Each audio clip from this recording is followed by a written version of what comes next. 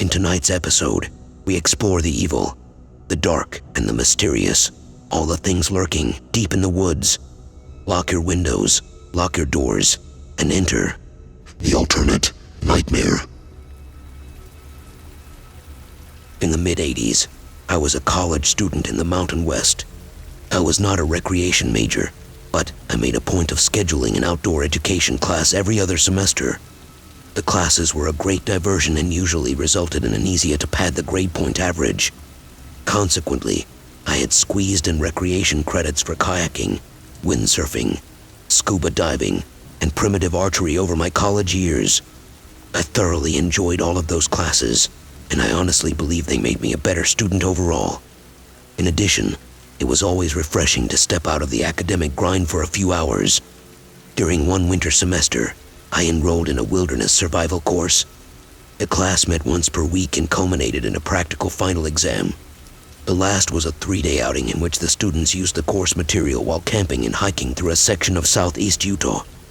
The class was about 60 students and about a dozen staff, so we took 2 buses to the drop-off area. The site was hours from our campus, far out on the desert amid the junipers, sagebrush, and creosote bushes. It looked like rangeland to me, and there was ample evidence of stock trails and cowpeas. To be honest, I can't recall our location exactly. I think we were around Bryce Canyon National Park, but I know that we were outside park boundaries because our coursework involved a lot of activities forbidden on protected lands, such as harvesting plants, digging in the earth, building shelters, and burning pit fires. It was winter, but we were far enough south that the daytime temperatures were mild, even pleasant. The skies were clear, and we were predicted to stay that way. The only genuine weather concern would be the high desert nights when temperatures were sure to drop well below freezing. As we deboarded the buses, the director rallied everyone into a group and gave us our final field instructions. He made a big deal about the experience being a realistic survival experience. To that end, we would have limited food, limited water, and limited equipment.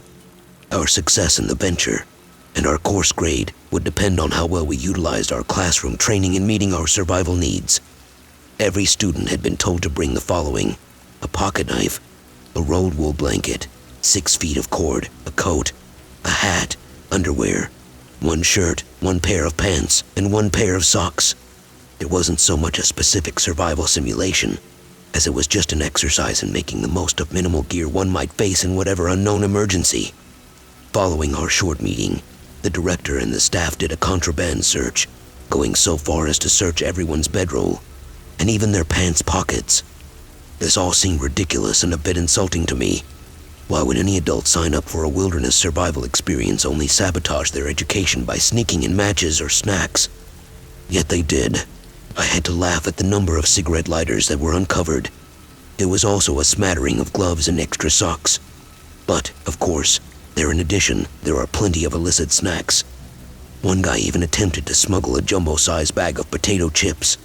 After all these years, the memory of the contraband search still astonishes me. We started the trip with a 2-hour hike into the desert. I suppose we were probably about 5 miles from any paved road. Apart from the noises of the group, the only sound was the wind and the occasional bird call. It was arid and scrubby, but still very peaceful and beautiful. The plants were primarily dormant in the winter, but had plenty of life in the desert. Our first camp was in a broad, shallow valley, down among a grove of cedars. It had been used before and was a bit of a sacrifice area.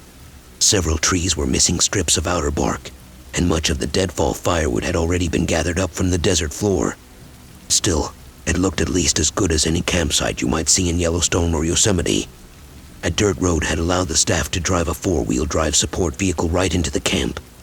Our first task was to execute a shelter and bed for the night. In addition, we were required to produce 2 feet of natural fiber cordage and start 1 fire for every team of 4 people. The results were widely mixed. Some teams completed their tasks quickly, while others struggled and even failed. More than one group could not get a fire and ultimately rely on staff help. One team set their camp in the bottom of the arroyo, in the apparent path of past flash floods. Several individuals could not make usable cordage, despite practicing that skill in one of the prior classroom sessions. The staff was kept busy checking off tasks and providing advice and help as needed. Not to brag, but wilderness survival was nothing new to me. I'd always been an outdoors kid and had probably logged around 400 days of outdoor living at that point in my life. However, due to an odd number of students in the group, I was paired with just one other student who was also very capable in the course material. We just coasted through the afternoon and enjoyed the equivalent of a nice camp out. We found a great natural shelter, had a friction fire burning within minutes, and made about 30 feet of excellent cordage of 2 different kinds. There was no dinner that night, and the water was rationed in coffee cans for each group. My partner and I were punished for our competence by tending the safety fire. This meant we were to maintain a fire throughout the night, which could warm up any freezing campers if they got too cold in the night. It was a lot of extra work gathering wood, and it meant we would have to wake several times in the night to tend the coals. Oh well, it was good practice, and it was kind of flattering to be trusted with a staff job. The night was bitter cold, and the wind rose to about 20 miles an hour. Without a flashlight, it was impossible to see any surrounding campers. We felt obligated to keep at least a small open flame so anyone in distress could find the safety fire in the dark. Fortunately, the cow dung made durable coals, and we also managed to find a large stump that burned for several hours. We could see the other students huddling together in their thin blankets in the early morning. Most of them had figured out the benefit of shared body heat. Who knows, maybe a few lasting romances were formed that night. Staff gathered by the safety fire with several large bird cages. They demonstrated how to field dress a chicken without using a knife, and then each group of 4 got a large, live bird. The rationale was that a chicken is much like many ground birds found in nature: turkey, grouse, sage hen, pheasant, etc. It wasn't long before everyone had a pot of boiling birds. Hunger made most of the campers less squeamish about dispatching a living creature. And to be honest, it was all handled respectfully and relatively humanely.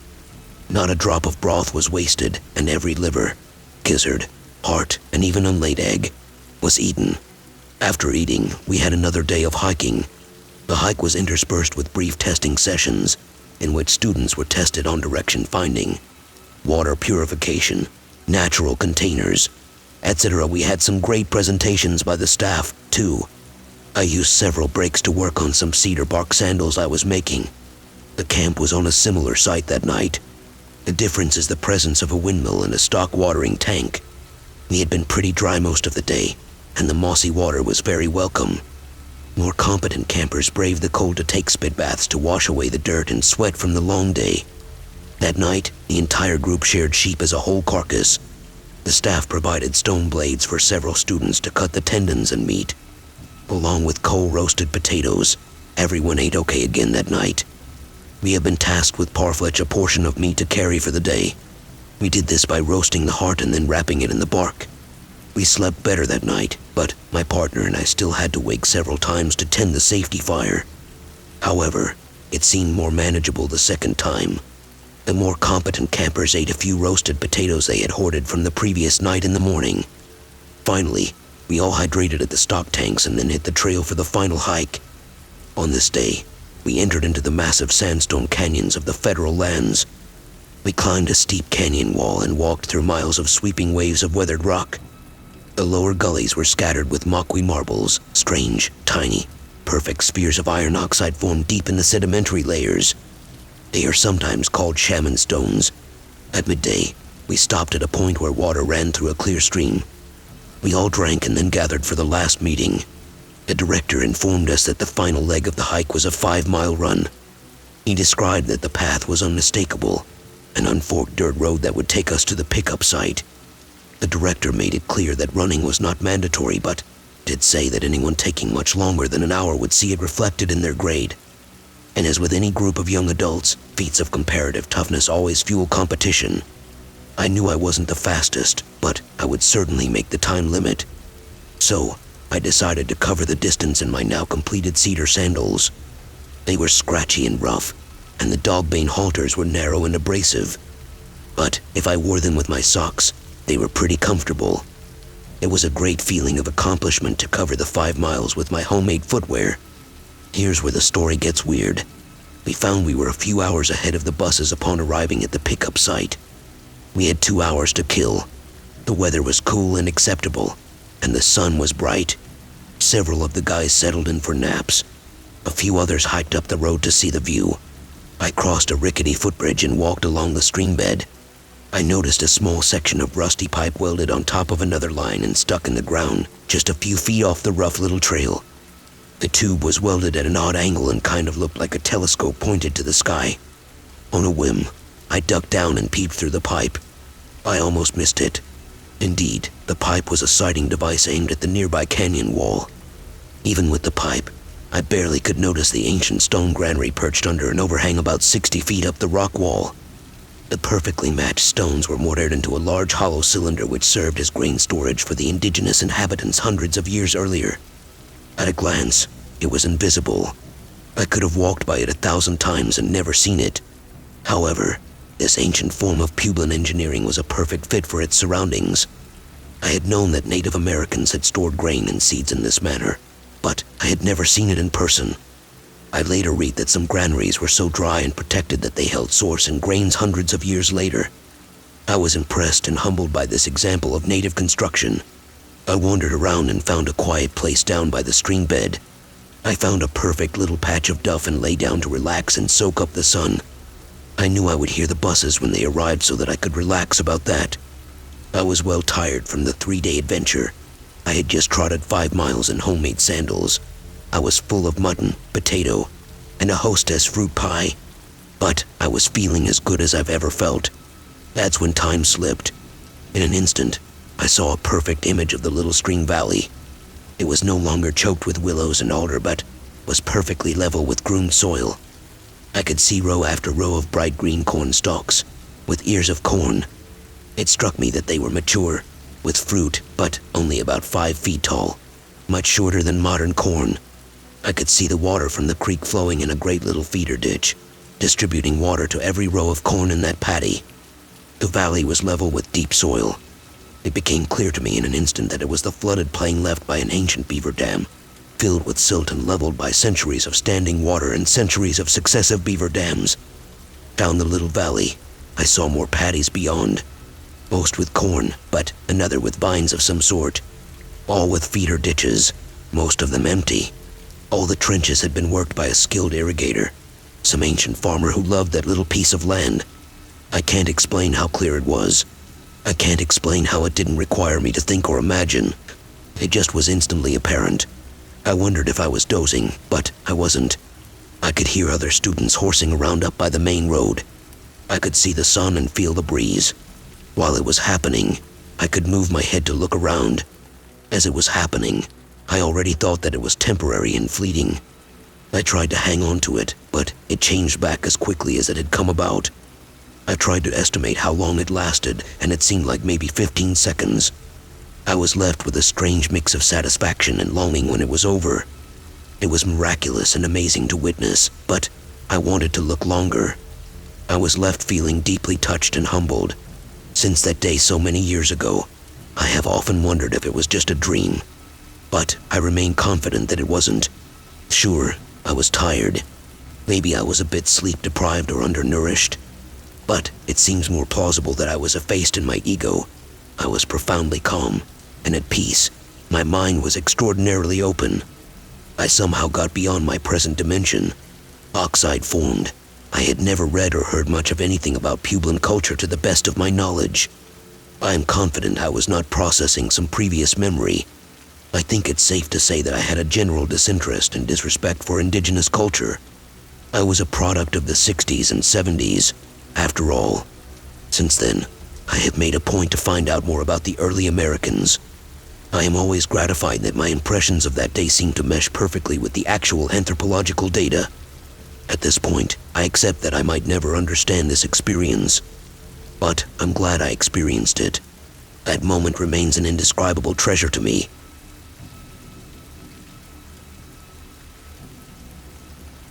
This story I'm about to tell only a few people close to me have ever heard. However, I never actually explained in detail what happened that night to absolutely anyone. For this story specifically, it is necessary to explain the general area I live in about this event. I live next to Yellowstone National Park, drawing millions of tourists each year. Part of the reason I am writing this is merely a warning to people who decide to visit during the summer months. Last year in the summer of 2020, some of my buddies decided to have a night out and do some camping out near a spot we have been to multiple times in the past. After all, this was right after things started to become normal again and lockdowns were lifted. I decided to head up to the camp spot early to ensure my gear was still set up earlier that day. I did this to preserve the site as it's first come, first serve. Therefore, with everything in hand, I left my house right before sunset. We were all supposed to meet up within the hour, so I didn't have any concerns about being by myself. I then began my 30-minute drive up to the location. When I finally arrived, I immediately noticed my tent and everything inside was gone. For some context, I staked the tent down in multiple areas to ensure it stayed for the period I was gone. Inside was my sleeping bag and a few other miscellaneous items I left to keep it weighted down. However, everything, literally everything, disappeared as if it was never there. I looked around, and even the stakes and rocks I placed on the outside were missing. I immediately knew something was wrong because I did not see any campers on the way up. Also, keep in mind I do not have cell service as it's a couple of miles back into the wilderness. I then decided to drive back down from where I came to get assistance, get a hold of my friends, and let them know what happened. At least to say, I was not happy with the situation and knew that whoever took my belongings was still in the area as it had only been there for an hour or two. However, my friends insisted that I stay and hang out for a few hours as it took weeks of planning. So once I made sure everyone arrived, I then decided to go around the area in search of any sign of footprints or indications that maybe these people were close by. As you can guess, I wasn't able to find anything.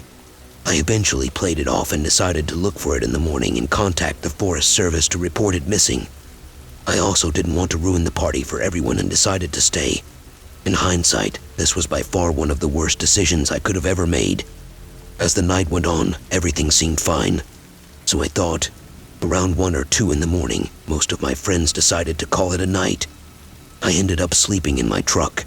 This was perhaps one of the better decisions that I made this night, that along with always making sure to bring my bear spray and sidearm for protection from unexpected guests. I eventually fell asleep. However, it's important to note that I was still a bit on edge as only a couple of hours before all of my belongings were taken. I decided to leave my window rolled down a bit in case I heard anything creep upon us in the middle of the night. After about 2 hours of falling asleep, my worst nightmare came true. At first, I just heard something moving around outside of our camp. This was enough noise to wake me up, and I immediately froze and didn't move whatsoever. Therefore, this was partly because I knew whatever was making the noise was large, not just a raccoon or any smaller creature. I then was paralyzed, just listening intently to whatever was happening outside of our camp. My first thought was that it was a bear. We also had sightings recently in the area. At one point, I swear it could have only been maybe 20 to 30 yards away. Also, another critical point I noticed was that there were absolutely no other noises. Usually, there were here grasshoppers or birds, but it was complete and utter silence. Now in a wilderness, that's never a good sign. It means there's a large predator or something of the like in the area. Meanwhile, it's pitch black outside, and our fire had utterly gone out. After about 15 minutes of not hearing anything, I decided I just needed to stop being paranoid. But just as I was about to fall back asleep, I saw something to the right of our campsite. It was just a few yards away from our fire pit and probably about 20 yards from me. To my absolute horror, it was a person. I immediately freaked. This was no average person either, let alone the fact that it's 3 or 4 in the morning and you in someone's campsite. This person was wearing what I made out to be some mask. I got a perfect look at whoever it was, and it was a deer skull on their face. They were wearing a black robe, and that's about all I noticed. I sure didn't want to leave my truck and confront this person, so I did what I thought was best. I turned my truck on and began honking the horn until all of my friends were awake. I rolled down the window and told them we needed to get out of here immediately. After seeing what I saw, then did precisely that. Meanwhile, this person hasn't moved, mind you. Just as I thought it was terrible, the situation got even worse. More of these figures began appearing in front of us through the trees, wearing the same outfits as mentioned earlier, but with multiple different masks. I immediately put my truck into reverse and began speeding away. They began walking closer and closer, but luckily, I could drive out of the spot in time. As I began to speed down the road out of there, 3 more of these figures appeared out from the side of my truck. This time with a dog and way more aggressive than the previous ones I saw. They began throwing rocks at my car and chasing after me. At one point, they were right next to my passenger window until I accelerated even more and eventually lost them.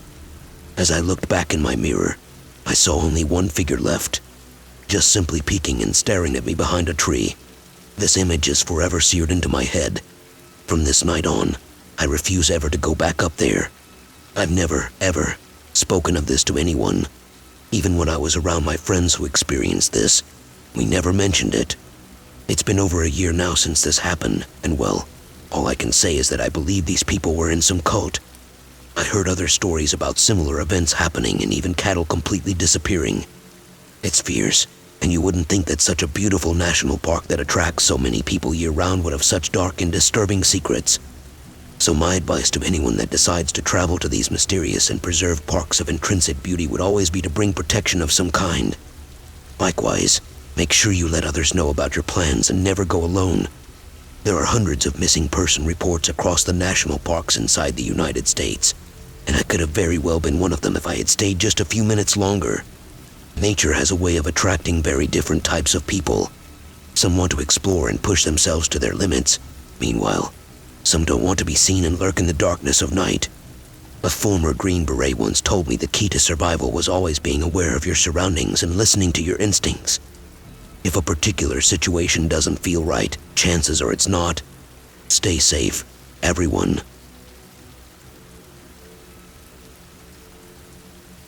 This happened 3 years ago. We decided to have a team-building exercise, and everyone agreed to go camping. The place where we need to camp is a vast clearing, and to reach it, we need to walk through a forest. I am not a physically fit guy, so I was left behind panting, but I could still see my workmates. After minutes of walking, I received a message that we could rest and then continue afterward. At this point, I can't see them anymore, but I'm confident that I can easily follow them because the trail is visible even though the vegetation is quite lush.